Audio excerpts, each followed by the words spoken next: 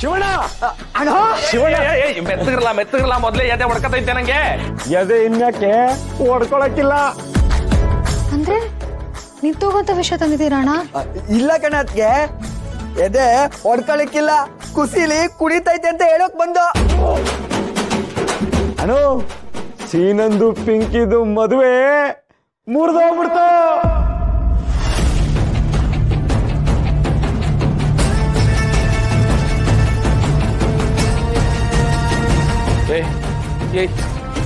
ಏನಂದ್ರೆ ಇನ್ನೊಂದ್ಕಿಂತ ಹೇಳಲ್ಲ, ನನ್ ಕಿವಿ ಸರಿಯಾಗಿ ಕೇಳಿಸ್ತೈತೆ ಅಂತ ಹೊಸಿ ಟೇಸ್ಟ್ ಮಾಡ್ಕೊತೀನಿ. ಸೀನಂದು ಪಿಂಕಿದು ಮದುವೆ ಮುಂಡ ಮೋಚ್ಕೊಂಡು ಹೋಯ್ತಾನ.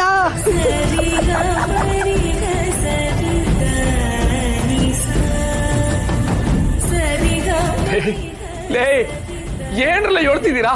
ನೋಡ್ದ ಪಾರು, ನಮ್ ಗೋಡಂಬಿಗವ್ರಿಗೆ ಎಂತ ಸುದ್ದಿ ತಂದ್ರು ಅಂತ. ಹೇಳ್ರಲ್ಲ, ಹೆಂಗ್ರಲ್ಲ ಆಯ್ತು, ಏನ್ರಲ್ಲ ವಿಷಯ ಹೇಳ್ರಲ್ಲ. ಅಣ್ಣ ಜಾಸ್ತಿ ಏನು ಗೊತ್ತಿಲ್ಲ. ಪಿಂಕಿ ಸೀನನ್ನ ಇನ್ನೇನ್ ಮದ್ವೆ ಆಗೋ ಹೊತ್ತಿಗೆ ಮಂಟಪಕ್ಕೆ ಬರ್ಲಿಲ್ವಂತೆ, ಹಂಗಿಂದಂಗೆ ಓಡೋಗ್ಬಿಟ್ಟವಳೆ. ಅವ ನೀನ್ ಹೇಳ್ದಂಗೆ ಆಗೋಯ್ತಲ್ಲ ಮಾವ. ಆ ತಾಯಿನ ನಂಬದ್ಮೇಲೆ ಯೋಚನೆ ಮಾಡ್ಬಾರ್ದು ಅಂತ ನೀನ್ ಹೇಳಿದ್ ಮಾತು ಇನ್ನೂ ಕಿವಿನಲ್ಲ ಇದೆ. ಅಷ್ಟ್ರಲ್ಲೇ ಆ ತಾಯಿ ವರನೇ ಕೊಟ್ಬಿಟ್ಲು. ಈ ಸೇನ ಇಲ್ಲೇ ಬುಡಕಾಯ್ತದೇನ್ರಲ್ಲ? ಬುಡಕಾಯ್ತದ ತರ್ಲ ಫೋನ ಮಾದಪ್ಪಣನ್ ಫೋನ್ ಮಾಡುಮ. ಮಾದಪ್ಪಣನ್ ಫೋನ್ ಮಾಡಿ ಹೇಳಿದ್ರೆ 100 ಜನರಿಗೆ ಅನ್ನದಾನ ಮಾಡಿರೋ ಪುಣ್ಯ ಬರ್ತದೆ. ತರ್ಲ ಫೋನ.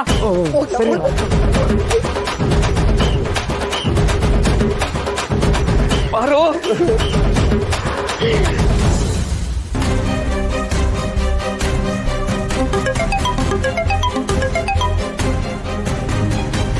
ರಶ್ಮಿ,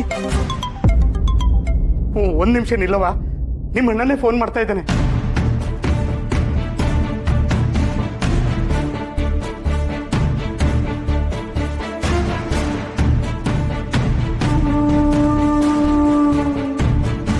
ಮಾದಪ್ಪಣ ಬೂಂದಿ ಲಾಡು ಮಾಡಿಸ್ತೀಯಲ್ಲ, ಮರಿ ಹೊಡಿತೀಯ, ಬೇರ್ನೆ ಹೇಳು. ಯಾಕಪ್ಪ ಶಿವು? ಅಯ್ಯೋ Madappa uncle, first loudspeaker ಹಾಕಿ ಎಲ್ಲ ಗೊತ್ತಾಗತ್ತೆ. ಹಾಕು, ಬೇಗ ಹಾಕು.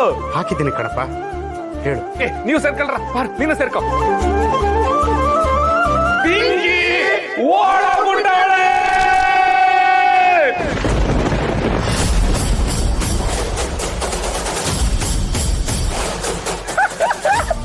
ಶಿವು, ನಿಜನೇನಪ್ಪ? ಮಕ್ಕಳ ನಡೆಗೂ ನಿಜ ಅಂತೆ ಮಾದಪ್ಪಣ. ನಂಗೂ ವಿಷಯ ಈಗಷ್ಟೇ ಗೊತ್ತಾಯ್ತು.